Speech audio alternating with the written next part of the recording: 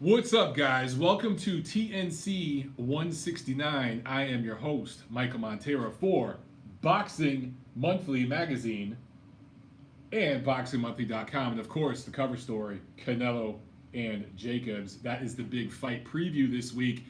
Our first big event of 2019. So it doesn't quite feel like a big event, right?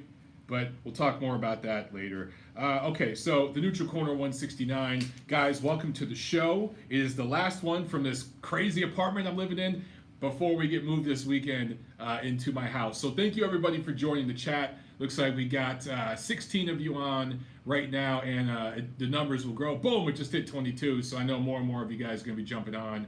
Okay, so I don't know if you can see the whiteboard behind me as I'm looking at it through the screen here backwards. Okay, guys, this week's fee. Remember, I don't charge a monetary fee for this podcast. I give you guys an assignment. This week, it is to hit the like button. Okay, I have noticed a trend in my videos. I posted a rant video this weekend that has over 5,000 views and only about 200 likes. That's not even 5% of you. A lot of you guys are watching this video and other videos, and you're not taking the time to simply click the like button. So I'm going to ask you to do that, okay? Every video I post this week, like it. Come on. I already know a few of you already got your dislikes in, you bastards. Whatever. Even if you dislike it, just click the dislike.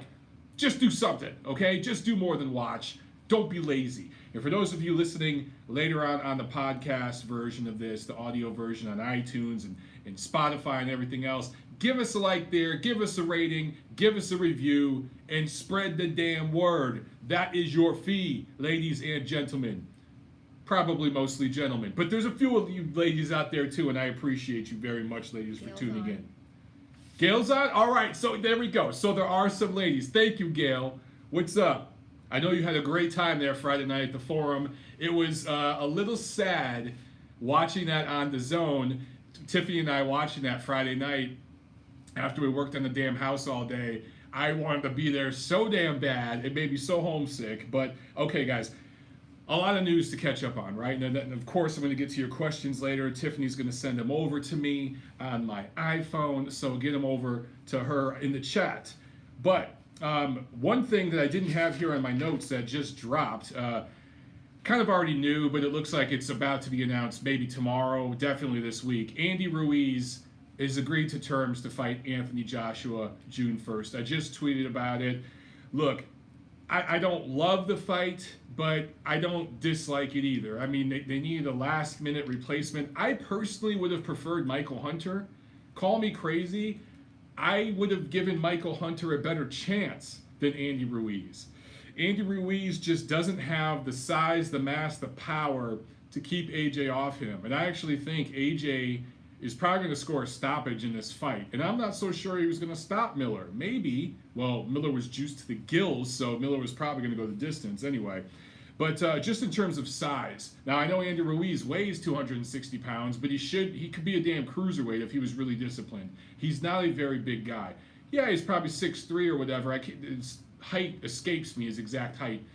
But he's a little undersized just naturally in terms of natural strength and musculature for the bigger heavyweights in this era. And look, good last-second replacement. Although you went from fighting a New Yorker in New York to fighting a LA guy, a California guy in New York. So the demographics of it don't quite make as much sense, but it was a last-second replacement. I still think they should have went with the other guy, but Michael Hunter I think would have been better, but it is what it is. So that's big news. Okay, quick, some other things, and then I want to talk about Gennady Golovkin and Abel Sanchez. I've thought about this a little bit more. I did a rant video this weekend about it, but I've thought about it a little bit more, and I've talked to a few folks. I have got some inside information. A lot of it I can't share with you guys. I'm sorry, but it has definitely tinted my opinion on things. So I'll get to that in a second. But first, Mikey Garcia dumps his WBC lightweight title. Is anybody surprised about that? I'm not. Yeah, we all knew he wasn't going back down to 135. He wants to stay at 40, maybe even 47, and get a couple cash-out fights. Then Mikey Garcia might retire in 2 years or something. Honestly, I don't want to say his career is a joke. It's absolutely not. But it's extremely disappointing. And I bought the Kool-Aid a little bit this year. I really thought maybe he was getting serious. That was all bullshit. That was all talk from him. He's strictly a businessman. But the WBC, I wouldn't even be talking about this, but they named him champion emeritus at lightweight. I remember the first time I can remember the WBC naming an emeritus champion was when Vitaly Klitschko got hurt. And he had to kind of semi-retire for 4 years because there was a serious injury. And he had held the WBC heavyweight title for a while, for several years, and he was a good champion. And at that time, he was seen by many as the best, maybe second best heavyweight in the world. And so the WBC said, look, man, this is through no fault of your own. You got hurt. If you ever come back, you're emeritus champion. Boom, you come right into a title shot. And that's what happened. He came back and he went right to the guy, Samuel Peter, who had the title at that time, who was ducking a Klitschko rematch, a Vladimir Klitschko rematch. And I thought at that time that emeritus distinction made sense. But for Mikey Garcia, he's fought, I believe, twice at lightweight. He fought Dejan Zlatikanen in 2017. That's where he won the BC title. Went up to 40, 47, blah, blah, blah, putzed around for a while, came back last year. One defense of that title, one defense against Robert Easter, and that was actually a title unification. Immediately dumps the IBF. WBC lets him hold on to the title forever and a day, even though he moves up to welterweight to fight Errol Spence. And then he dumps the title. This dude he fought for the title, he defended it once, that was it. He held that title for not even 2 years. He did dick at lightweight, yet the WBC naming him emeritus champion. Sorry guys, some of you are going to be triggered by this. It's because the WBC is a Mexico-based organization. Mikey Garcia and the Garcia family have strong ties with them, and they're Mexican Americans. And the WBC will bend over backwards. I tweeted this when I heard about this news, I think it was last week or maybe over the weekend. If Mikey Garcia took a big, hot, steaming shit on the WBC title, Mauricio Suleiman would clean it off for him. That's just how it works. They do favors, the BC does, for Al Heyman fighters, but they will bend over backwards, open up their asshole, no lube, and take it straight in there hard for any Mexican or Mexican-American fighter. That's just the way the WBC does business. And there are certain friends of mine in the media who I love dearly who kiss the WBC's ass because of the access that they get. It disappoints me. We just disagree on that. Everything else we agree on. The WBC supports some fringe media outlets, kind of the same way the PBC financially supports some fringe media outlets. That kind of shit pisses me off too. But I do like a lot of the things the WBC does, but they make it easy to criticize them too. Look, I love their testing program. They're the only organization that is doing that. And therefore, if I had to rate which title means more, I would say the WBC title means more than the other titles because they're actually doing some drug testing.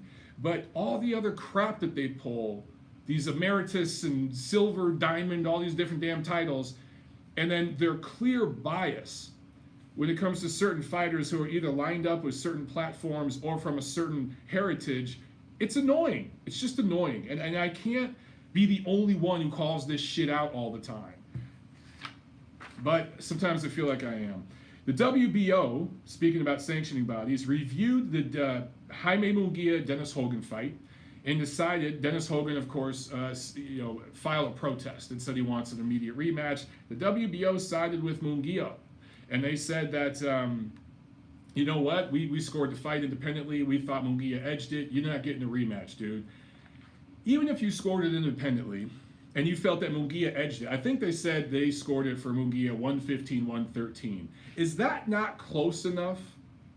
Considering all the outrage online and all the fans and media, including ringside media there in Mexico, who scored it for Hogan, isn't that close enough to just mandate a rematch? I don't know. I mean, we've seen the WBA do that, and you guys know I criticize the hell out of them, and they've mandated rematches before. What the hell does the WBO have to lose? Mandate the rematch that would be twice as big as the original fight, which most people thought was going to be a complete annihilation. Suddenly the rematch is more marketable. You get a bigger sanctioning fee. Come on, WBO. Use your cabeza. Or in Italiano, testa. Use your testa. Anyway, all right. WBO, Jaime Munguia, he escapes one there and he moves on. It is what it is. Okay, heavyweight action. Oscar Rivas fighting Dillian White, July 20th at the O2 Arena. Finally, Dillian White, who I really feel for, because here's a guy who's been working his ass off, doing it in the ring. He deserves some big shots. He has earned a rematch with Anthony Joshua, in my opinion. He has earned a shot. He was the WBC mandatory like 5,000 years ago somehow, or at least close to the mandatory for Deontay Wilder, and somehow he got shit out of that. Finally, has an opponent. It's Oscar Rivas. So Oscar Rivas is a Canadian-Colombian, born in Colombia, based out of Canada, 2008 Olympian, went pro in 2009, and for 9 years did absolute dick. Last fight fought Bryant Jennings, a fringe top 10 heavyweight, beat him in a pretty entertaining heavyweight fight, so that was his biggest step. Other than that, he's done absolutely nothing in about 10 years as a pro.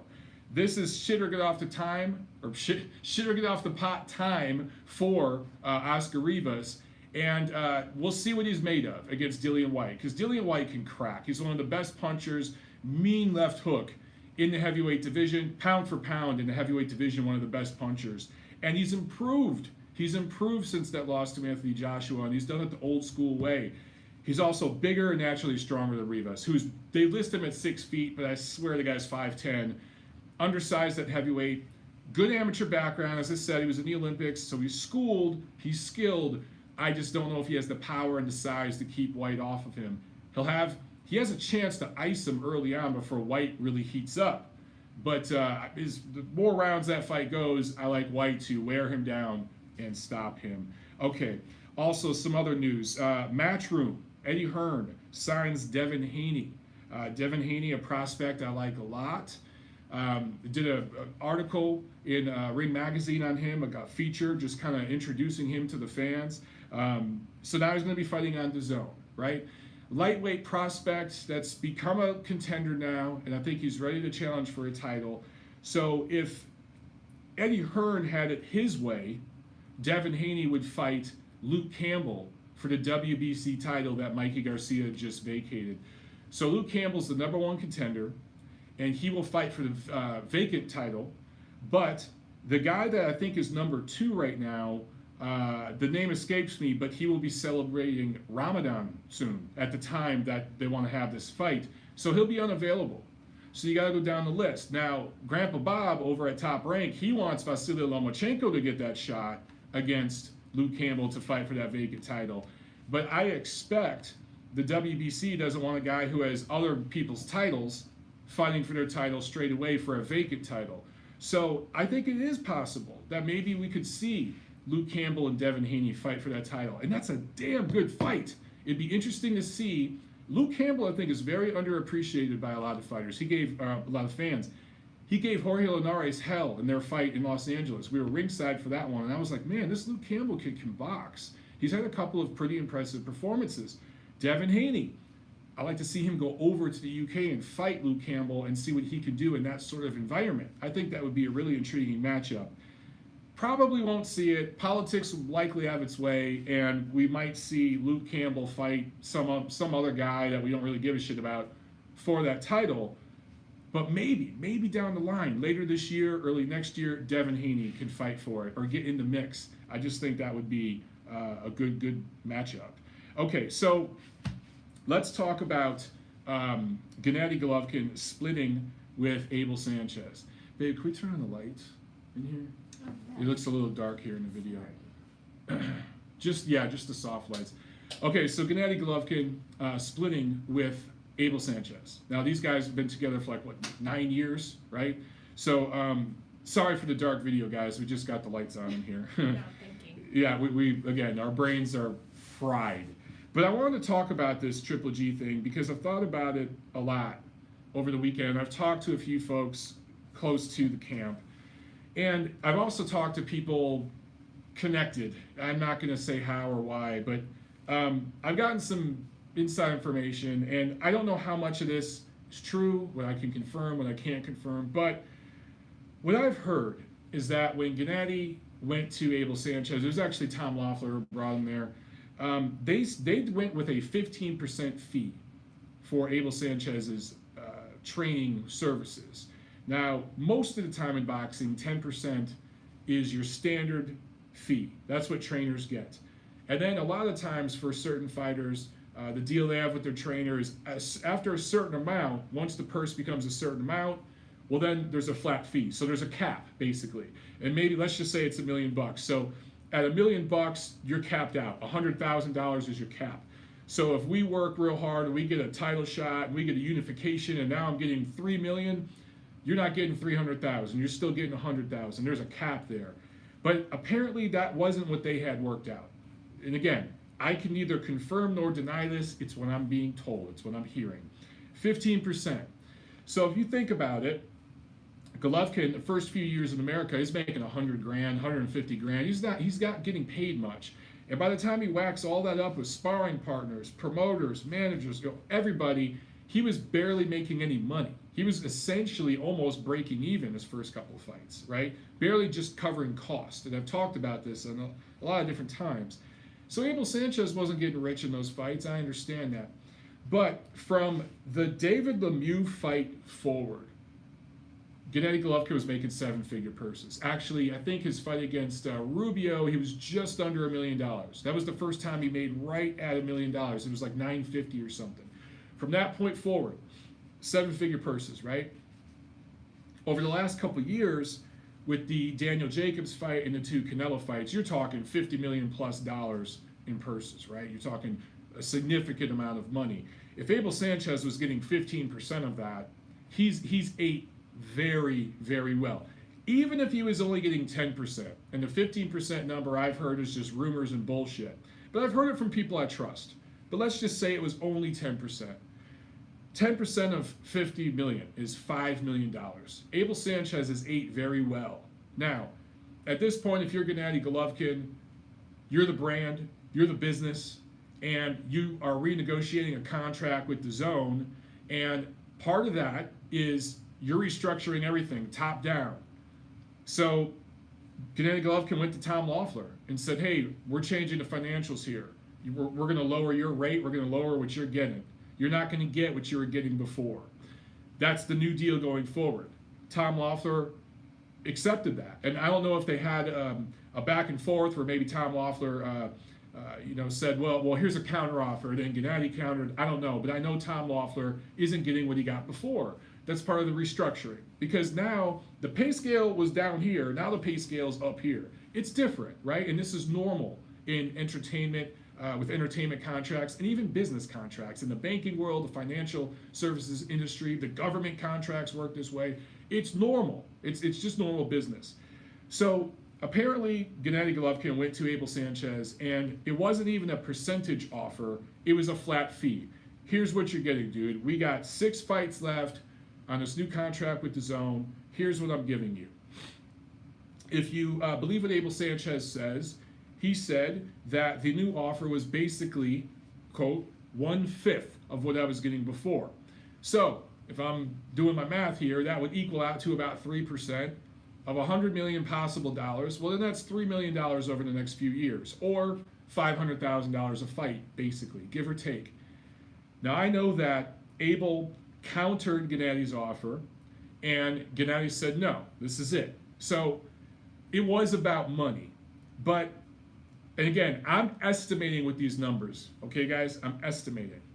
And there's different ways to look at this. But if you're Gennady Golovkin and you feel that Abel Sanchez is the best trainer for you, you accept the counter, or you counter back, you negotiate, and you meet in the middle. Maybe your offer up front is $500,000 a fight. Maybe you settle at $750 a fight. But if you're Gennady Golovkin and you feel that Abel Sanchez isn't necessarily going to make you any better or anything like that, and you want to make a change in camp, or you're open to it at least, you don't accept that counter, right? And you move on, and that's what he did. My thing is, why make it about money? If Gennady Golovkin wanted to move on and he wanted to train with someone else or be in a different location, train in Los Angeles or whatever it is, be closer to his family. By the way, I'm also hearing, and I'm not going to give details on this, but some things changed in camp around the Canelo fights, both Canelo fights, around the time when Gennady had a second kid. Things were a little different. Camp was run differently, and things aren't quite the same as they used to be. That's all I'm going to say about that. Again, I don't know how much of this matters, but in the end, if you want to move on, don't make it about money. Just straight up say, look, dude, I want to make a change. That's it. Don't make it about money. Same thing for Abel Sanchez. Don't make it about money. If you feel you're being lowballed and you feel that it's a slap in the face what you're being offered, make a counter. If he turns it down, that's it. You know what I'm saying? We'll never know what the exact numbers are or anything like that, but I'd have to think that there's two different ways to look at this.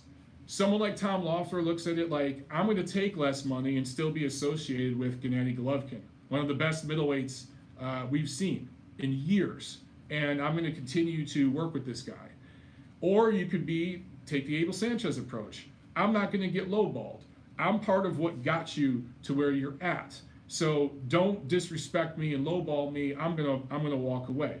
So it's just a difference of opinion. I will say this. There's a lot of internet experts out there right now saying that Golovkin made Sanchez, not the other way around. I understand what you're saying. The fighter, unless a trainer takes someone from when they're a kid and develops them their whole career. You look at what the Reynosos have done with Canelo. They've really helped make Canelo. They really have. Now, Canelo's made them millionaires, but in this case, Golovkin, decorated amateur, was already a titleist by the time he got to Abel Sanchez. I think there's some technical things Abel Sanchez did with Golovkin, but what Sanchez really did for Golovkin was brand him. The whole Mexican style thing, the whole marketing and appealing to the Mexican American fan base in Los Angeles, dude, that was Abel Sanchez. The big drama show and all that, that was Abel Sanchez. Tom Loeffler too. But that trio, that's what helped make Gennady Golovkin. Now, Gennady got punched in the damn face. He bled, he sweat, he destroyed his body. He took years off his life as part of that process. Tom Loeffler and Abel Sanchez did not do that. But Gennady Golovkin, his brand was way down here when he got to America. I've told you guys the story about going to some of the first pressers for Golovkin, and there was a dozen people there. Within 3-4 years, there's over 100 people there at the pressers. Tiffany and I watched this dude's career grow, and a big, big part of that was Tom Loeffler and Abel Sanchez. And Abel Sanchez, being Mexican-American, did help open the gates a little bit for Gennady to market to that Mexican-American fan base. That's the fan base holding down boxing in America in the boxing hot market of Los Angeles. Los Angeles runs boxing in North America. It's every bit as big as the UK scene is, right? It's best gym scene in the world. So he had a big part of that. And maybe Gennady, again, I'm just playing psychologist here, I don't know, but maybe Gennady looked at it like, okay, Tom, Abel, you guys got yours on the back end with those Canelo fights. I owed you guys that. You guys really are part of what made me what I became. And I would not be making $50 million in a couple years without you two. You guys really helped bridge the communication gap and market me and move me in a certain way. I owe you guys that. But after the Canelo fights and the restructuring and this whole thing with the zone, I think Golovkin's looking at it like, I don't know you guys dick anymore. You got yours with the Canelo fights. You got millions of dollars and for going along on that ride. We all, everything's funny when you're making money. But now I'm the brand. I'm the guy, top 5 brand in the sport, maybe top 3 brand in the sport. Golovkin might be right behind Canelo and AJ. He might be the 3rd biggest brand in the sport. DAZN certainly thinks so. So I think now he's just basically restructuring business-wise, numbers-wise, and priority-wise. I think he wants to keep more money and start planning for his promotional career. That makes me a little worried about him as a fighter, and I don't know how that's going to affect him in the ring. especially if he ends up fighting the winner of Canelo-Jacobs, right? I think that might end up very badly for him if he's already thinking business and thinking down the line. But he's restructuring things, and you could either roll with it or you could not. Loeffler was rolling with it. Abel said, no thanks. And that's it. That's it. It's really that simple, guys. It's a business thing, okay? So that's it with news and notes. Let's get to some of these questions here. Let me look at my notes as I drink my bubble, my sparkling water here. These things are so good, and they're only $1, and there's no sugar. I love these things. I love the bubbles. Okay.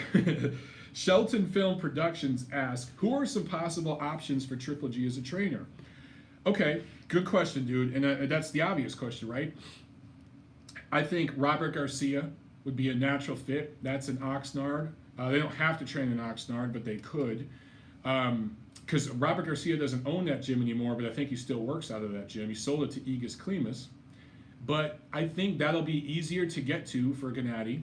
You know, he lives in Santa Monica. He could go right up the coast to get up there to Oxnard. He could be back home hour and a half, as opposed to Big Bear, which probably takes him 2.5 hours. So if you wanted to do a camp where he goes home on the weekends to see his new baby and that kind of stuff, he could do it. So I also think that Robert Garcia, from a marketing perspective and just style-wise, I think would work for him. Rudy Hernandez is a name that's being thrown around. I think he'd be a great fit for Golovkin as well, except he's a very disciplined kind of trainer. Kind of a boot camp kind of feel, you know what I'm saying? And I don't think Golovkin at this point in his career is going to want that. I also think that, you know, I talked about that Oxnard gym. Anatoly Lomachenko, last year's trainer of the year. Why not work with him? Why not train with Vasily Lomachenko, Alexander Usyk, and all of those killers that train with that crew? That would be huge. So it really depends on what Gennady wants to do. But I think my top two choices, Robert Garcia and Anatoly Lomachenko. As far as proximity and, you know, location, I think Robert Garcia is going to be the best fit, because I don't think Lomachenko is always in the States. But, you know, I just think Gennady at this point wants to be close to home. So, yeah, my top overall pick, Robert Garcia. I think his brother's going to train him for this fight with Steve Rolls, and then he'll settle on a trainer. All right, Think Cap says, what's up? How does Jacobs beat Canelo?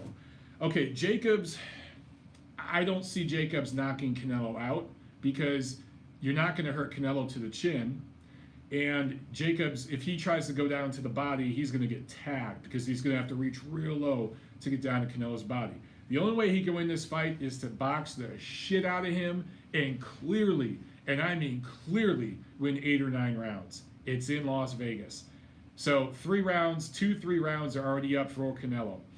In the close rounds, he's going to get the benefit of the doubt. I'm not saying that to try to make the fight sound shady, but it just, guys, it's Las Vegas, and Canelo is the new Floyd Mayweather. It is what it is. Jacobs has to stay on the outside, box, and turn the hell out of Canelo. Spin him. 1-2, spin. Jab, jab, jab, spin. All day. All day.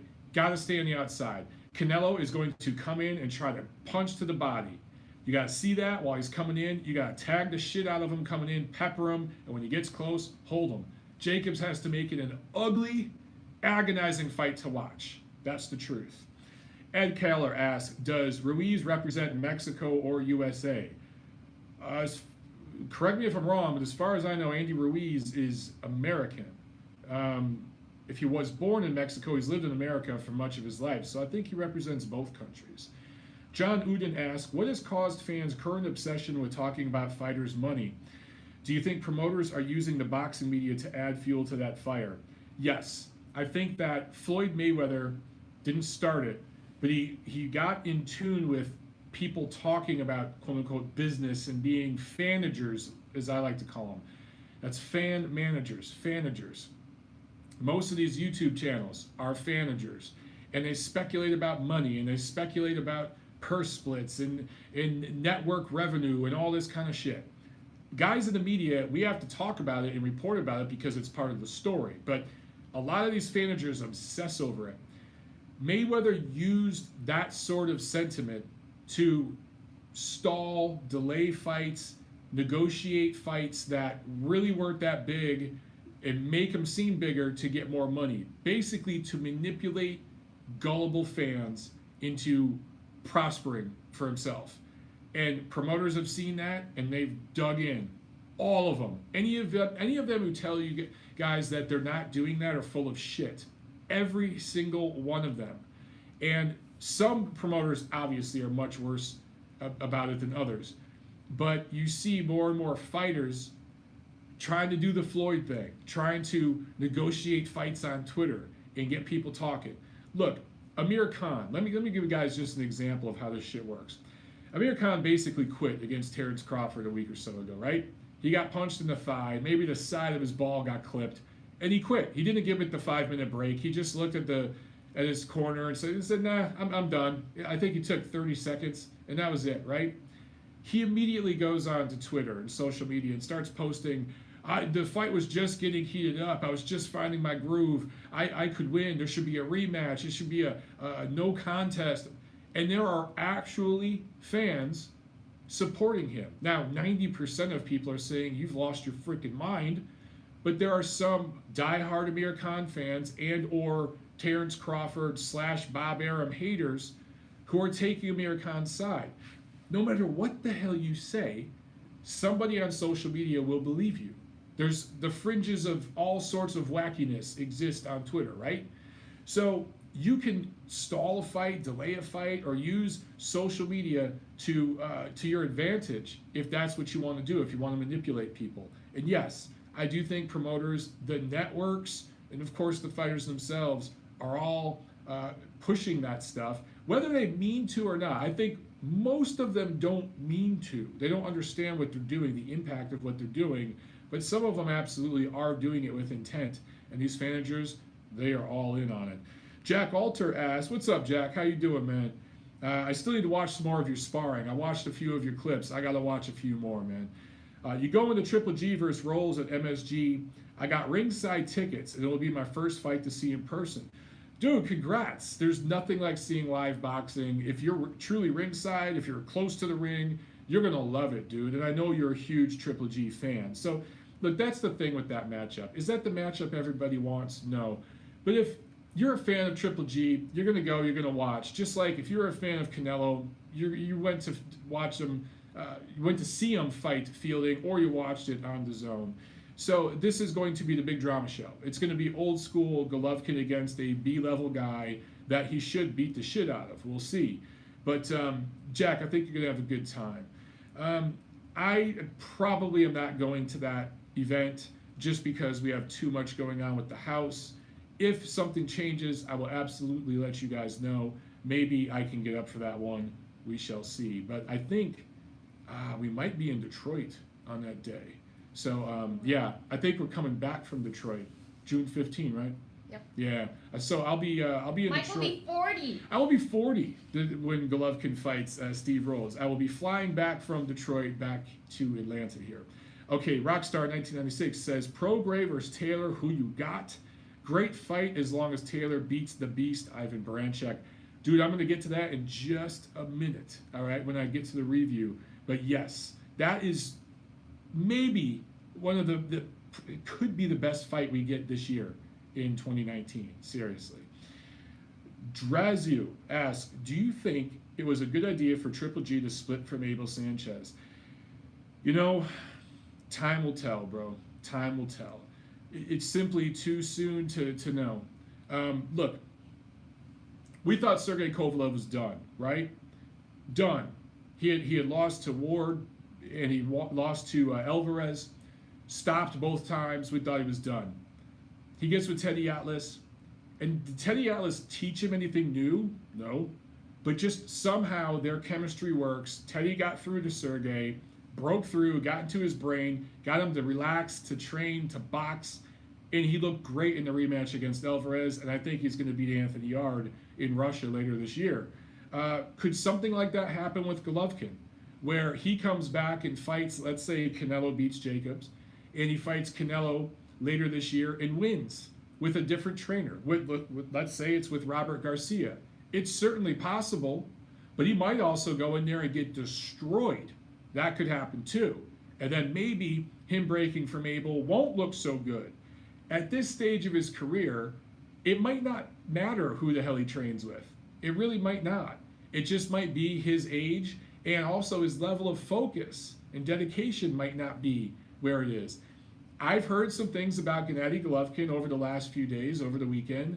I'm telling you guys, the camps, from what I'm hearing to people that were in that camp, the camps for both Canelo fights, including the first one, weren't quite the same as the camps for several of the guys he fought before coming up. Lemieux, even Jacobs, those sorts of fights, right? The intensity and some of the things after the first Canelo fight, especially, for the Canelo rematch, certain things changed, the attitude changed, and that might be what's going on here. We just got to see. All right, one more, and then we'll get to the review. Harrison Property asked, do you see Billy Joe Saunders' future unfolding in the next few years? I don't know what the hell to think about Billy Joe Saunders. He's a complete waste of time. His career has been one letdown after another. He had one shining, sparkling moment, and that was against David Lemieux. Then he got busted for performance-enhancing drugs, and he's pretty much just talked on Twitter and wasted everybody's time for much of his career. As far as I'm concerned, I could give a flying fuck. Until he gets in the ring and actually does something, I just don't care about the guy. Look, I criticize certain fighters who deserve it. I think Billy Joe Saunders deserves all the criticism he gets. He's just a waste of time. I hope to be proven wrong. I hope he goes to 168 and fights some top guys and does something legitimate. That'd be great, because the guy does have skills. Okay, let's review what we saw last week. We got a lot to review, and then we got the big one to preview. And then, of course, you guys' questions. Thursday, April 25th, Golden Boy Promotions on DAZN, Fantasy Springs Casino. It was a night of rematches. And Yevis Ulesi Jr., as I told you guys he would, scores a unanimous decision win over Steve Claggett, avenging the only loss of his career. He fought Claggett a few years back and lost a split decision. And Joshua Franco ekes out a split decision win over Oscar Negrete. They had a draw last October. Alexis Rocha, SoCal 21-year-old prospect, proved a 13-0, goes 10 rounds for the first time, so he got in some work he needed. Friday, April 26th, best card of the year. Top to bottom, best card of the year. Sad part, only about 5,000 fans in attendance to see it. This was a Matchroom. Matchroom was the lead promoter, but Thompson Boxing also had a piece of it. But this was Eddie Hearn and Matchroom. And I'm telling you, he had a great card here, and he couldn't sell it. He's got to learn how to promote in the United States. And he admits that. He admits that it's way different than promoting in the UK. And, you know, I've talked about this on this channel, and some of you UK guys take it the wrong way. You take it as I'm putting down the UK. I'm not. But the UK is very small, and you guys simply do not have, compared to America as a country, and you simply do not have as many entertainment options as we do here in America. You sure as hell don't have as many cable options, TV options, and sports options. You just don't. No other country in the world has the options we have here in America. We're spoiled. And you've got Estrada Rungvisai, their rematch, their first fight, which was at the Forum, but it was being promoted by Tom Loeffler, who understands the market. He understands Los Angeles and, of course, the American market. And it had more fans. It had a bigger crowd because he knows how to market and promote a fight in America. It's different. Eddie Hearn will learn. He yearns to learn, so he will get it. But only 5,000 fans, kind of a disappointment, man. Okay, in the co-main, Jesse Vargas scores a KO 6 win over Humberto Soto. This was at 154 pounds. Soto was dropped in the 6th round and stopped standing. Before that, there was some good back and forth. Soto said he just went balls deep. He went for it, balls to the wall. He landed some good shots. But in the end, this was a 38-year-old versus a 29-year-old. A guy who's 5'11 versus a guy who's 5'7, right? So eventually, science and math had its way, and the bigger, more physical guy, even though he's not known as a power puncher, got his opponent out of there. Jesse Vargas, by the way, severely, grossly overpaid for this fight. He was overpaid, but Eddie Hearn, just to sign a name, had to overpay this dude. So Jesse Vargas, really, you want to talk about a guy who's hit the lottery in this sport. He's made a lot of money that his market value and level as a fighter certainly does not rate. He's one of those guys who's not as much as someone like Adrian Broner, but kind of in that world. Co-main, a Fight of the Year candidate between Daniel Roman and TJ Doheny. So Roman wins a majority decision, and he claims the IBF title on top of his WBA title. Of course, this was super bantamweight. The scores were 116-110 twice, and Edward Hernandez Sr. scored at 113-113. Doheny was dropped twice in the 2nd and 11th rounds. So that means Edward Hernandez Sr. had Doheny winning 7 rounds in this fight. Guys, I'm sorry. That's just not the fight I saw. I saw this as a close competitive fight, don't get me wrong, but I thought that Daniel Roman clearly won 7, maybe 8 rounds. You really could. The closest I could score this was 6 rounds apiece. But I just thought Roman did the better work throughout. And a lot of people thought that this was a razor-thin win. I just didn't see it that way. I have no problem with the 116-110 scores. And I know a lot of you were upset by those scores. That is essentially 8 rounds to 4 with the 2 knockdowns. You could see Daniel Roman clearly winning 8 rounds in this fight. Now, if you prefer some of the things Doheny was doing, maybe the closest you could have this would again be 6 rounds apiece and then the 2 knockdowns. But for Edward Hernandez to score a draw, I just thought that was a bad card, and I'm not sure what the hell he was watching. But for TJ Doheny, all heart, man. I mean, this guy has brass balls. That had to be a broken nose. He took a lot of punishment, never stopped trying. He hurt Daniel Roman late. And I thought that the referee in there helped Daniel Roman a little too much by separating the fighters and giving him a break when he didn't need to. But Roman, to his credit, survived that and finished strong. But do I want to see these two fight again right away? No. But maybe somewhere down the line. Either way, I want to see both of them again. I want to see the Irishman / Australian. I want to see him again because that guy just symbolizes the best in boxing as far as the heart and determination. Not the most skilled guy, but man, what balls on that kid. Daniel Roman has really blossomed as a fighter. And he said it after this fight. He wants Ray Vargas next. Ray Vargas, the Mexican who has the WBC title. Daniel Roman doesn't duck anybody. He symbolizes, again, the best in boxing. Both of these guys, both of these fighters do. They were very, very positive with each other after the fight. They gave each other compliments. It was just class all the way from both of these guys. And now for Roman, calling out Ray Vargas, I want to see that shit. And there's no reason it can't happen. The politics of the sport should not block it from happening. I want to see Roman Vargas. I want to see it late this year. Give Roman some time to rest up. This was a tough fight. But why the hell, why couldn't we see Roman Vargas in Los Angeles in, let's say, November? There's no reason we can't. That fight goes to the zone, makes a ton of sense, and it completely unifies that division and crowns a legit champion in that division. Let's see it. I'm going to start banging the drums for that shit. You guys need to do it too on social media. Main event. Juan Francisco Estrada beats Sri Saketsor Rungvisai 116-112 and 115-113 twice. Takes that WBC super flyweight title. This was another one that a lot of people scored really, really tight, and I just don't know what you guys were seeing. Watching it live, I scored it 8 rounds to 4 for Estrada, and I was being kind to Rungvisai. I gave a couple of an earlier swing round to Rungvisai that could have very well went Estrada's way. This was a 9-3, 8 rounds to 4 win for Estrada. Rungvisai turned it on late. He switched back to southpaw. He was fighting orthodox the whole fight, which made absolutely no goddamn sense. If you're going to try that for a round or two, cool. If it's not working and you're being shut out through 7 or 8 rounds, clearly you need to change something. They should have changed something in the 3rd round. When he did switch his stance, the fight suddenly got competitive, and suddenly his angles were giving Estrada problems. Estrada is a damn good boxer. He is a guy that before the loss to Rungvisai, I had at the very bottom of my pound for pound list. I had him right there on the bubble of that list, and he was there for years.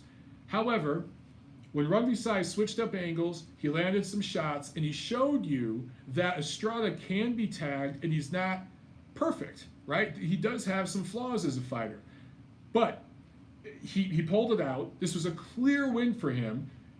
Because Rungvisai made it interesting late, and because they make for such good fights, sure, let's run it a third time. Let's do it again right back at the Forum. Why not? It makes a lot of sense. If Roman and Vargas fight late this year, maybe do a third fight between Estrada and Rungvisai as the co-main. Why the hell not? It makes too much damn sense. Or do it early next year if the guys need the rest. That's understandable. But I got to tell you, I'm starting to wonder if the whole Rungvisai thing was, I'm not going to say smoke and mirrors, but there are some people saying that Rungvisai suddenly got old overnight or whatever, and that can happen. That can happen. I just wonder if, look, Estrada fought hurt in that first fight. He was not 100%. He had injuries. In this rematch, he was 100%, and he sure as hell looked it. He looked a lot better. I didn't see any adjustments or improvements from Rungvisai. The level that we saw from Estrada was the level that I remember when he fought Chocolatito back in Chocolatito's prime. And that just shows you how special Chocolatito was in his prime. Rungvisai fought an old, beat-up, worn-out Chocolatito, and that's who he beat. And then he beat a very injured, less than 100%, using his words, a 60% version of Estrada. So I'm just wondering if we were seeing a little bit of a, I don't know what the right word is, but if Rungvisai isn't quite as good as we thought he was. I don't want to play Monday morning quarterback, as they say, and I'm not going to sit here and say that Rungvisai, of course, there's people on the internet saying he's a bum, which is idiocy. He's clearly one of the best top 20, top 15 fighters in the world. But I don't know, man. If they fight a third time, just based on what I saw in this rematch, I like Estrada to win even wider. But I've been proven wrong before. So anyway, I'd like to see him do it a third time. Estrada says he'd like to unify with one of the other champions. I welcome that too. Put all these guys together on a card, regardless of who they fight. Have them fight on the same card, so if they both win their next fights, they could do a third fight next year. I think that would be great. All right. Also, a lot of action Saturday, man. DAZN killed it this weekend. Saturday, April 27th at the Cajun Dome in Lafayette, Louisiana, World Boxing Super Series Season 2 doubleheader. Nonito Doheny, all 36 years of them, scores the knockout of the year so far, and I don't know if that one's going to be topped. Picture perfect, textbook left hook that sends late replacement Stephen Young down in the 6th round. He did not get up. It was beautiful. And now Nonito Doheny, who after the fight says he would prefer to fight Naoya Inoue, will fight the winner between Inoue and Emmanuel Rodriguez, probably going to be Inoue.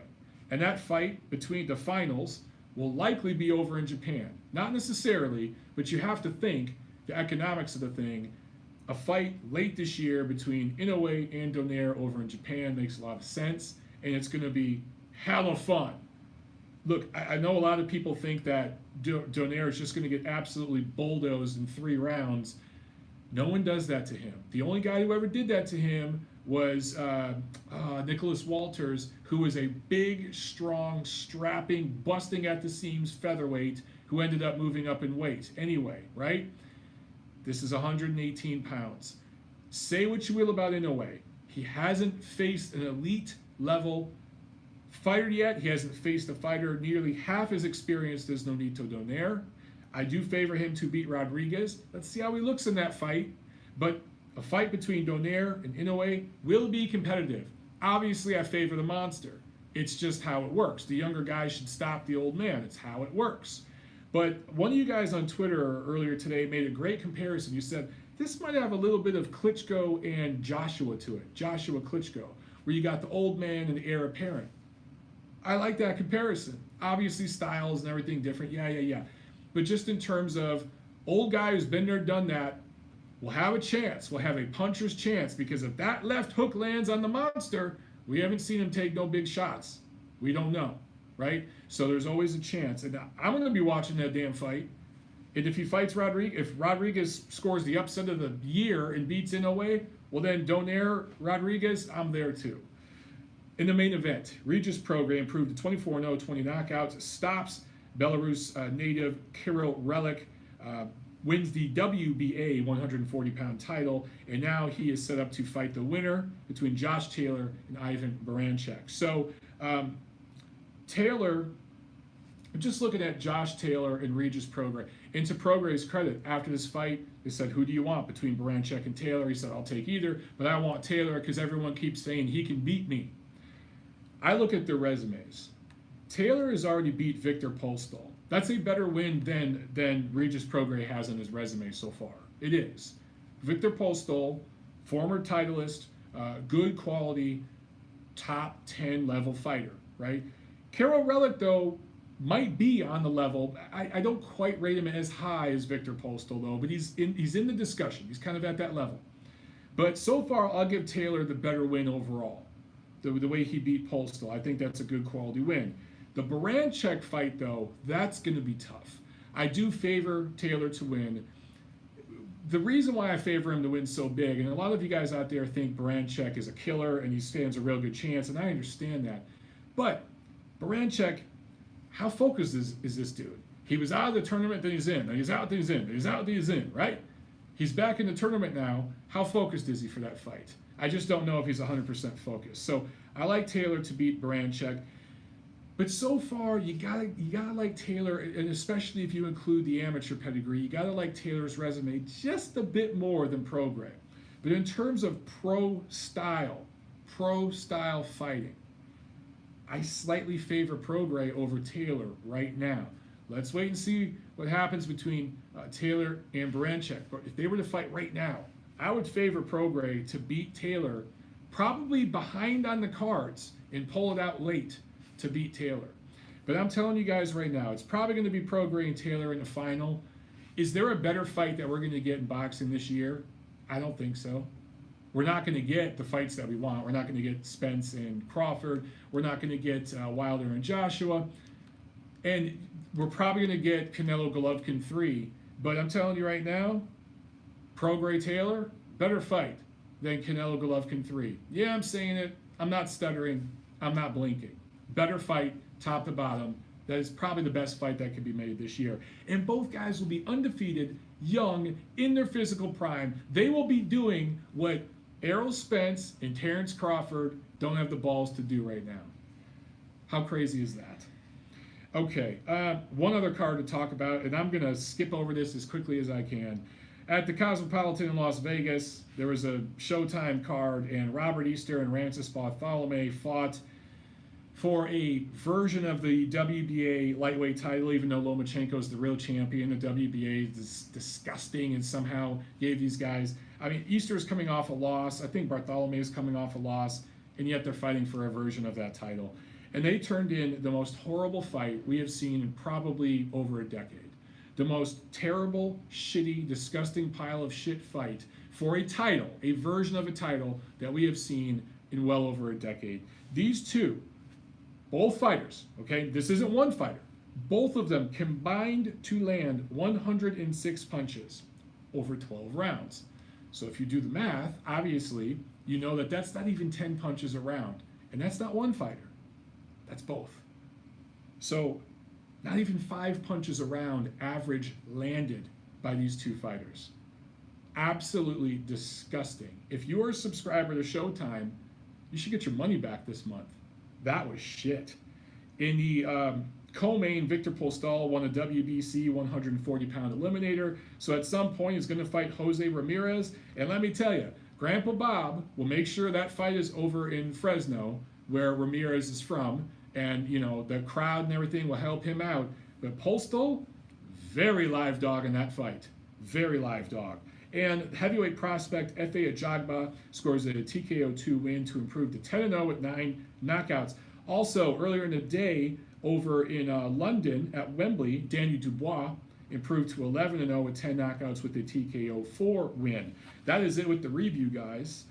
Let's see what we got as far as questions here, as I have another sip of my drink. Oleg Abatini asks, when am I going to do the next Ask Me Anything? Give me a few weeks, bro. Let me get moved into my house and get my studio built and turn 40 and go to Detroit to be in my homeland for my 40th birthday and everything. But yeah, probably after that. It's coming, bro. I definitely want to do one and show you guys the house and everything else. It's coming. Johnny Boy asks, who quit worse, Amir Khan in the ring or Charlie Sheen on the powder? This is the question. Laugh my fucking ass off. Did Charlie Sheen quit the powder?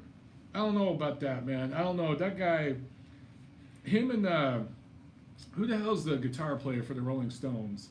Keith Richards will be the last two people alive on Earth after the nuclear apocalypse. They have so much shit pumping through their veins. They're the only ones. It's going to be them, and that's pretty much it after a nuclear bomb drops.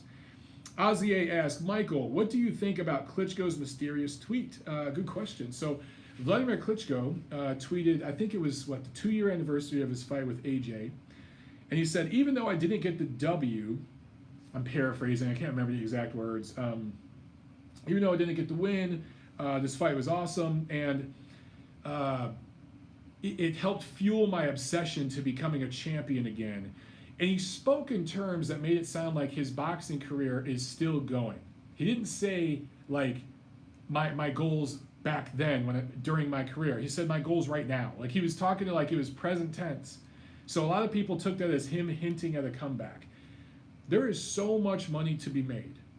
Check this out. You got Deontay Wilder, who's looking for a dance partner for Showtime pay-per-view.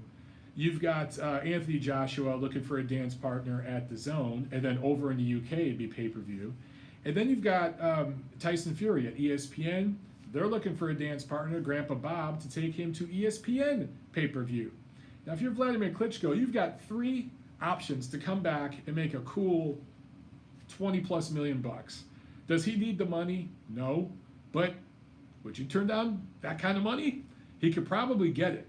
So it wouldn't surprise me if he came back. I'm just saying, man. Who knows? Michael Barrios, MJB Taco, asks, do you think there's any trainer that could truly make a difference in Triple G's career at this point? No, I just don't.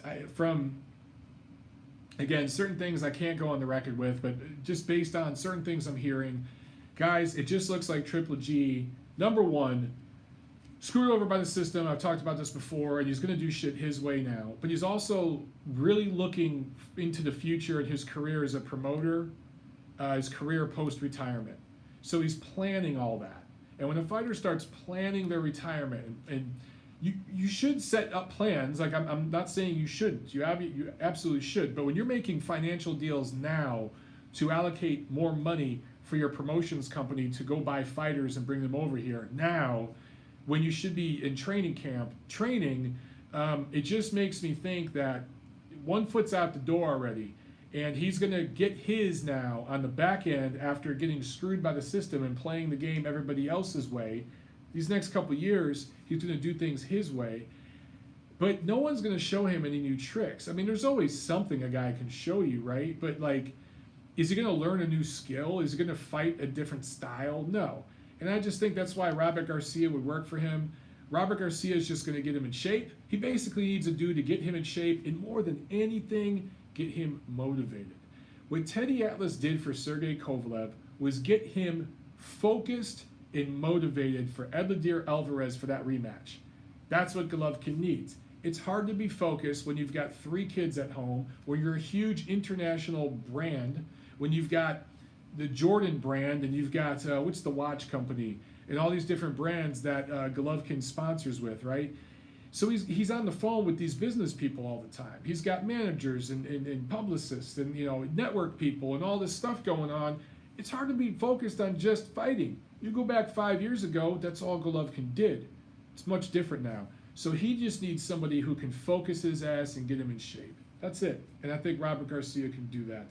Johnny Boy asks, Mike, is Triple G Canelo 3 going to happen in the fall? I know you mentioned this several times, but Oscar says Triple G needs to get a title. I still think it's going to happen this fall. If look, Oscar's saying what he's saying, Canelo's saying what he's saying, that Triple G needs to have a title, blah, blah, blah. This is just the manipulation on social media that I was talking about earlier. The bottom line is, nobody's going to make Canelo more money than Triple G. And DAZN wants subscribers. They're paying out all this money. They want people to subscribe to the damn app. Anytime Canelo fights is good for business. But if Canelo fights Golovkin, it's really good for business. So I think the folks at DAZN are going to make a strong push. If the rubber match gets pushed to next year, it'll only be if there's some sort of situation worked out where Canelo fights, let's say, Andre, and Golovkin fights, I don't know who, off the top of my head, somebody at that level. And the winners of those two fights fight next May. You know, maybe they work out a deal like that. Other than that, though, I still believe it'll happen this year. I don't know. Maybe I'm crazy. Rockstar 1996 asks, Estrada in the top 5 pound for pound now. He is on my list. I got to think about it. To be honest with you guys, I did not rate Rungvisai in my top 5. I had Rungvisai toward the bottom end of my top 10. But Estrada's certainly on the bubble. But off the top of my head, let's see, who is it? It is Lomachenko and Crawford. It is Usyk. It is, who am I forgetting? It is Canelo. And then Golovkin's up there. I know I'm forgetting somebody. But I mean, your top 5 is pretty set, right? Then after that, it's your Spence, it's your Estrada. You know, it's guys, that's that lower half of the top 10. To me, he's in that crowd. I don't know if I'd put him up there with Lomachenko, Crawford, Usyk. This is going to sound disrespectful to some of you guys, but look at his career recently. What has he done? He did beat Rungvisai in a rematch. That's one fight. Look at his other opponents recently, okay? Has he done more than Usyk has done over the last 2 years? Has he done more than Canelo or Golovkin even? Or certainly, has he done as much as Lomachenko or Crawford, you know, over the last 2-3 years? I don't think so. He's just under that level for me. But again, he's been on the bubble for me on my top 10 list for years. And now, since he beat Rungvisai, who I had maybe 8, 9, somewhere in there, now he's above that level. He's maybe 6 or 7 on my list. Okay, let's see. One more in order to get to the preview. Let's see. Devin Cruz. What are some rules you would change in boxing? Well, shit. How long can I go here? I made a video on this a couple years ago. The number one thing, if I could change in boxing, I'm just going to go one. One thing, if I could change it overnight, I would get rid of the junior and super divisions. I would eliminate all of them. Junior this, super that. That to me would instantly double or triple the talent pool in every division. So I would keep your classic 8 plus cruiserweight and I think strawweight or minimum weight. But even, you know what? I'd maybe even do away with strawweight. I'd start at flyweight. So at flyweight, bantamweight, featherweight, lightweight, welterweight, middleweight, light heavyweight, cruiserweight, heavyweight. That's it. Boom. If I could do that overnight, boxing would be in a way better place. I just feel that the competition level would be amazing. Okay, let's get into the preview, guys. We got a big one to preview real quick, and then we'll get to some more questions. But Thursday, May 2nd, Hard Rock Hotel, Las Vegas, Golden Boy Promotions on Facebook. Watch. Yamaguchi Falcao, 2012 Olympian for Brazil, will be on that card, and Eric Bazignan, Canadian-Armenian, who's 23 years old, super middleweight prospect. He's undefeated. They're both undefeated. They'll be on that card. Saturday, May 4th, there is a top-ranked show on ESPN from Stockton, California. Jerwin Ancajas fighting Japanese fighter Ryuichi Funai. This is defense of Ancajas, his IBF 115 or super flyweight title. Ancajas had a draw in his last fight, and Funai, this is his first fight outside of Japan. He's been stopped 3 times. A lot of times these Japanese guys will come over to the States and they'll fight till they're burger, right? They are tough as hell. But I just looked at this guy's resume. Ancajas didn't really look good in his last fight, and it kind of seems to have lost a little steam. This is good matchmaking by Top Rank to score a good, emphatic, exciting win for Ancajas. I think that's what we're going to see. Also on this card, Artur Beterbiev fighting, this is a good, tough one, Radivoje Kalajic. Radivoje Kalajic, defending his IBF light heavyweight title. Artur Beterbiev has been pro for 6 years. This is his 14th pro fight. Time to get busy, dude. It's a shame that it's taken until May 4th to do your first fight of this year. He only had one fight in 2017, one fight in 2018. He needs to have 3 damn fights this year. And for Kalajic, he had a draw with Marcus Brown in 2016. That's the only time I've really seen him step up. This is a step up. But if he had a draw with Marcus Brown, maybe this guy's legit and he can give Beterbiev some problems. So that should be interesting. Okay, the big one, obviously. T-Mobile Arena, Las Vegas.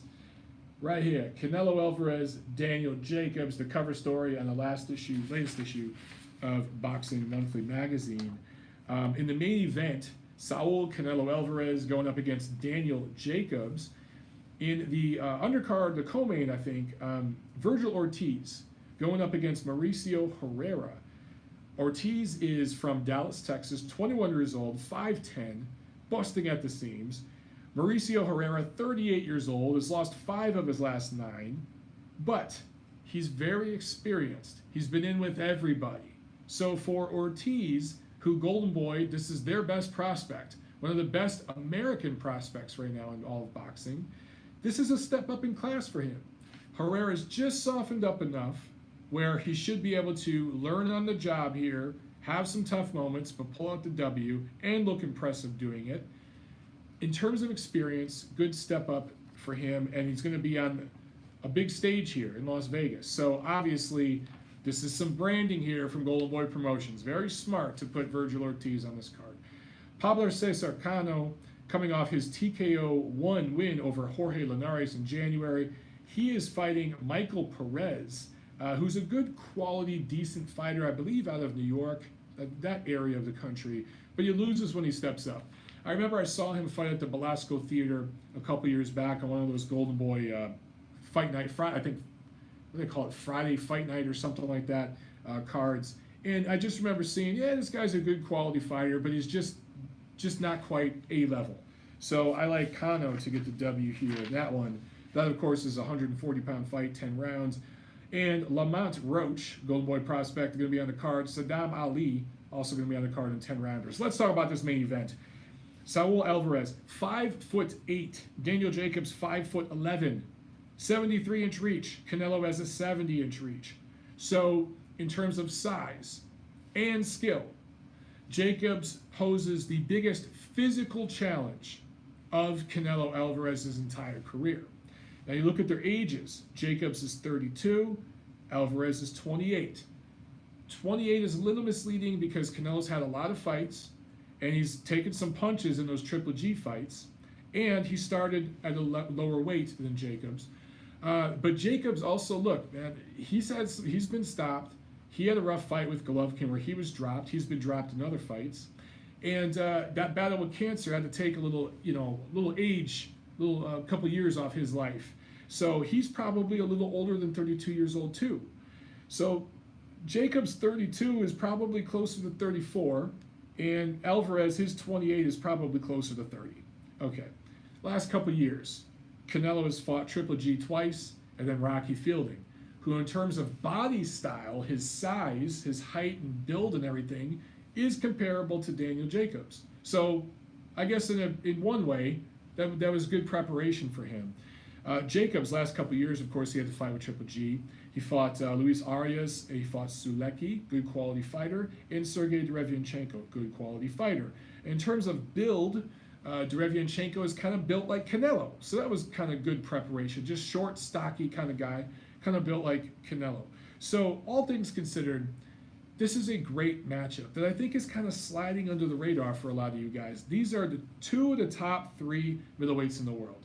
I rate Canelo as the #1 middleweight in the world right now. I rate Triple G number 2, and I rate Daniel Jacobs number 3. Over the last 2 years, those have been the 3 top middleweights in the world. Seriously, however you rate them, however you change the order, those have been the top 3.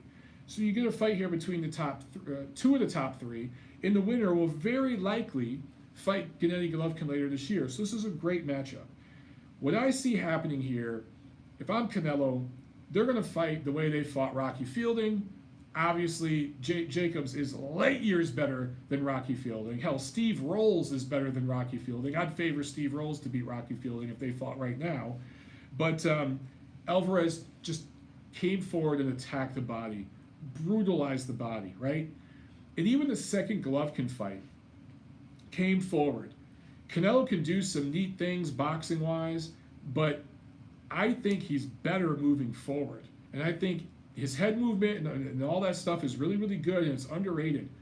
But getting inside on a tall guy like Jacobs and making it really uncomfortable for him, that is how Golovkin beat him. And Golovkin went to the body a little bit in that fight, but could have did it more. Canelo's going to go to the body a lot more than Golovkin did. And he's going to beat up that body. And I just think he scores a late stoppage in this fight. I think that he's going to, if you remember when Golovkin fought Jacobs, he was kind of, I think Jacobs was on the ropes, he slid out, and Golovkin kind of winged, I think it was a right hand, shot it wide, started low with it, came up high with it, kind of a looping right hand. Caught Jacobs backing up, put him down. I think Canelo can land that same kind of punch. The difference is he's going to go downstairs early, often, and hard, and that's going to drop Jacobs' guard, and then later in the fight, he'll start bringing the punches upstairs. I think he could clip him, because Jacobs is going to try to be on the outside and slide and move on the ropes. He needs to stay off the ropes. Jacobs needs to stay in the middle of the ring, box the shit out of Canelo, and turn him. Jacobs is the faster guy. His feet do move better, longer reach, definitely the better athlete, I would say. So in the middle of the ring, he does have advantages. But if Canelo can dig to the body and start backing him up, push him into the ropes later in the fight, that is going to open up opportunities for Canelo to knock him down and knock him out. If Jacobs can spoil a little bit and hold and clinch and really make it a more boring kind of fight to watch, that's going to have the Mexican-American fans booing, but that is his best chance to win. Anytime he's on the ropes, anytime Canelo's close, he needs to grab the dude and hold on. And you know what? Let the ref warn you. Let the ref keep warning you. If the ref takes a point, then you got to change. So it's up to the ref to kind of monitor that. It's also up to Canelo to not allow Jacobs to clinch him. Work your way out of a clinch. Get one hand free. Work the body. Pound the shit out of Jacobs' back when he's clinching you with the other hand. Get your free hand and pound the shit out of his kidney when the ref can't see you. Those are the sort of things I think we're going to see. It's very possible this could go to distance. It could be kind of a stinker. But I just think down the stretch, Canelo is going to score the knockout. I just think Canelo right now is in his physical prime. He's peaking, and he's one of the top 3 or 4, definitely top 5 fighters in the sport right now. And he might even be the top guy. We don't quite know. I don't rate him that high yet. But if he goes in there and stops Daniel Jacobs, that's very impressive, man. It just is. Other than that freak loss to Dmitry Pirog, who Pirog, very good fighter, criminally underappreciated, underrated by a lot of fans. But that was kind of a fluke. That was one time. Other than that, Jacobs has at least been competitive in his losses. He's been competitive in all of his fights. So he's a damn good fighter. All right, guys, that's how I see that one. Let's see. Let's get to some more questions here. 91 Reasons You Lose says, what's up, Mike? When is the zone going to be calling you, brother? I don't know, man. You guys start. Maybe we need to make that the feed for next week. Let's blow up the zone and get those guys to give me a call. What the hell, man? I could certainly help their broadcast. He said, kind of irked me seeing K9, Dougie, and that other dude, you're referring to Michael Baca, on the zone, but not the best of the 10-count alumni. Get on that shit, brother. Hashtag the neutral corner. Dude, thank you very, very much. And I'll admit, when I saw that, I got a little sad. Tiffany will tell you, I was a little bummed because I know if I was in LA, I would have been in that little feature, that little vignette. But that was just one of those things where proximity, man. But if they paid me to do some commentary or picked up the neutral corner, I'm just saying, something like that. You know, yeah, I would travel. I would make arrangements to travel for work. I would certainly do that. I think that at some point we build this thing up to a level where these guys can't ignore me anymore. Right now, it's just a matter of them just not knowing me. Some of them know me, some of them don't. Sebastian O asks, how do you like Miller's 6-month suspension? Did Miller get suspended for 6 months? I did not see that. I know that he kind of got by with a loophole. The New York State Athletic Commission denied his license, and apparently if you don't have a license, you can't be suspended. So he's kind of in this weird loophole thing, and I just wonder if somebody in his camp was aware of that rule and told him, dude, go ahead and juice. If you get busted here, you're gonna get out of it, you know? I don't know. If he did get a 6-month suspension, then I'll talk about that next week. I just don't know about it right now. That's not enough, so I'll have to see. Harrison Property, will Triple G fight Charlo before he retires? Dude, your guess is as good as mine. Charlo fights on PBC. Charlo and Al Heyman right now are not doing business with anybody outside of PBC. They are just flat out refusing to work with anybody. You guys have seen interviews with Leonard Ellerby, Tim Smith, several of those guys, when they were asked about Terrence Crawford, saying, Errol Spence has all these options here. We're not going to fight him. And he has options over there. We're not interested in that. No one wants to see that. What the hell are they talking about? They have their own plan right now. Does Charlo really want any of Triple G? I highly doubt it. Is he willing to go fight on DAZN and make it so? If maybe, but I see Canelo fighting Charlo before Triple G fighting him. Anything's possible, but I tend to lean against it not happening. The Emperor Caesar asks, Montero, do you think Ajagba will become a world champ in the future? He has a lot of defensive flaws. You know, dude, it's gonna depend on how he takes a punch. We don't know, but right now he has the head movement of a corpse, right? So you know he blocks punches with his face. That works against the C-level fighters he's facing right now, but even against the B-level, like top 25 heavyweights, that could cost him. Imagine him fighting a guy like Dillian White right now. He'd get absolutely drilled. A lot of offensive firepower and everything else, yes, but kind of stiff, no defense. He needs rounds. He needs to get rounds in. Stephen Wade, Michael, is a Triple G Jacobs rematch still a possibility? Hell yeah, absolutely it's still a possibility. Why not? It just depends on the options and where these guys want to go. But they both fight in DAZN. So look, if Golovkin fights Canelo, let's say Canelo beats Jacobs, Golovkin fights Canelo, loses the third fight with him, he could fight Jacobs next year. That's a lucrative fight, especially in New York. It makes sense, and DAZN would definitely approve it. So yeah, there's absolutely a chance for that. Yoke Pushkin asks, thoughts on Ward's pound-for-pound list? Did Andre Ward do a pound-for-pound list? I haven't seen it. If he did, I'd be interested in seeing it. I'd be curious. But, dude, if because I haven't seen it, if you could, post it in the chat, right, real quick, and then I can answer your question, because I haven't seen it. Cletus McDonald says, friend and family from Mexico say no one is watching the past Canelo fights, nor will they watch the Jacobs-Canelo fight. Are you hearing the same thing? God bless Montero. I haven't heard that. They're not. Canelo does huge ratings in Mexico. Huge ratings. And I know a lot. Now, I don't know if the Canelo-Jacobs fight will do as well. I hope it does for the sake of boxing. But I know that Canelo's past fights have done very, very good numbers internationally. John Uden asks, do judges ever have to explain how they got their scores to the commissions?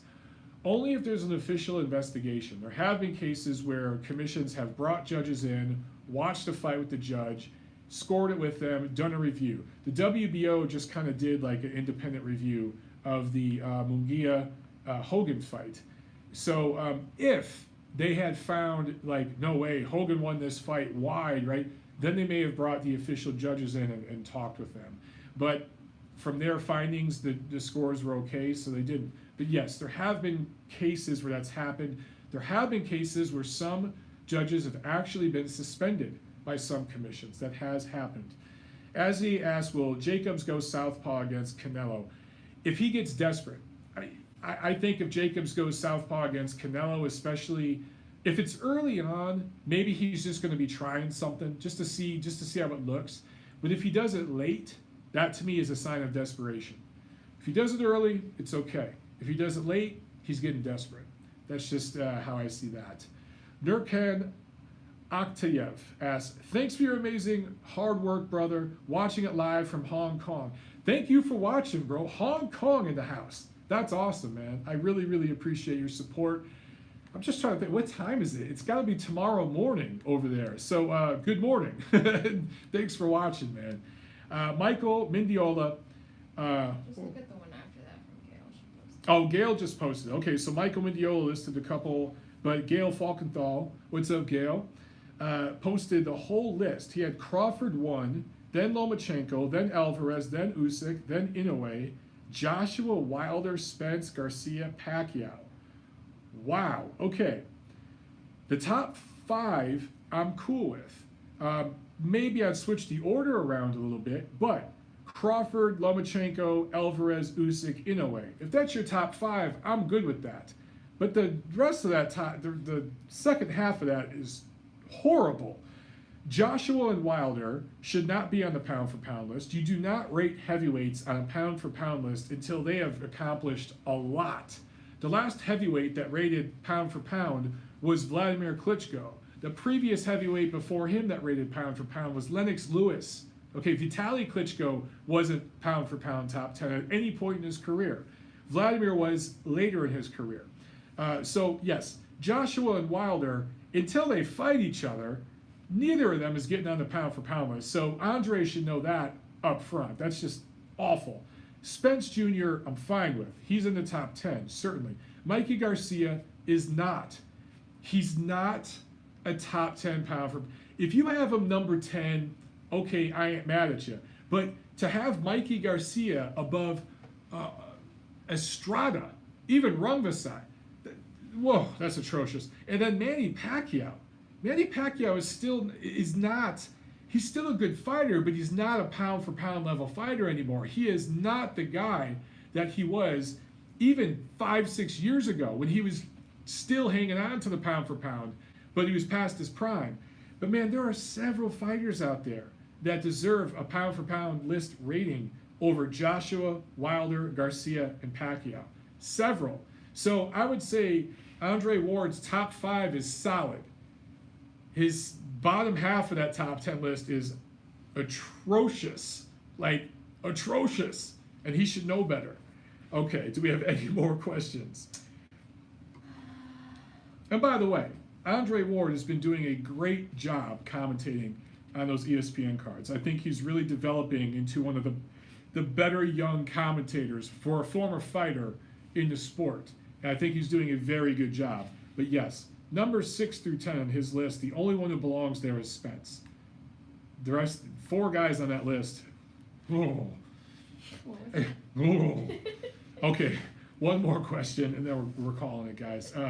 Cleophas McDonald says, most of the Texas fighters like Spence and Charlos are backed by the LDBC. Did you try to interview them still when you went down to Texas? Yeah. So, well, I've never interviewed the Charlos. I've covered Charlo fights, and I've covered some of their press events, and I'm the one who is asking about drug testing for Jermell Charlo, or was it Jamal Charlo, when he knocked out J-Rock, Julian Williams. I was the only one who asked about drug testing. But as far as Spence, I've talked to Spence and his trainer, Derek James, on the phone. I know them. I did a piece in Boxing Monthly magazine on Errol Spence last year. So yeah, I've spent time speaking with them, and you know, I like Spence a lot. The Charlos, I just think they need to prove themselves more, and Spence could prove himself more too, but I think Spence has more upside than the Charlos. But guys, I don't give a damn who a fighter's promoter is or whatever. Like, I'm pretty fair across the board, and yeah, the LDBC guys are, you know, pretty biased, a lot of them, but you know, I try to do the opposite thing on this channel and be cool and represent everybody. All right, so that is it for this version of the Neutral Corner, episode 169. Remember your damn homework, guys. Likes, okay? Like the videos. And go back and watch the Assumptions Tag video. I gave some personal stories from my childhood on that response video that I think some of you will find very interesting. So go back and watch that. It's about 45 minutes long. Okay, guys? Let me see. Kicks MGC says he just got in, but he'll catch the replay. Yeah, catch the replay. The Azier, cheers, brother. The Emperor Caesar says, I did my homework. Good job. Good job. Did your homework. Rockstar96. Good show as always, Mike. I'm off, guys. Adios. Yo, I appreciate it, guys. Thank you for tuning in. We'll do it again next week from my new house.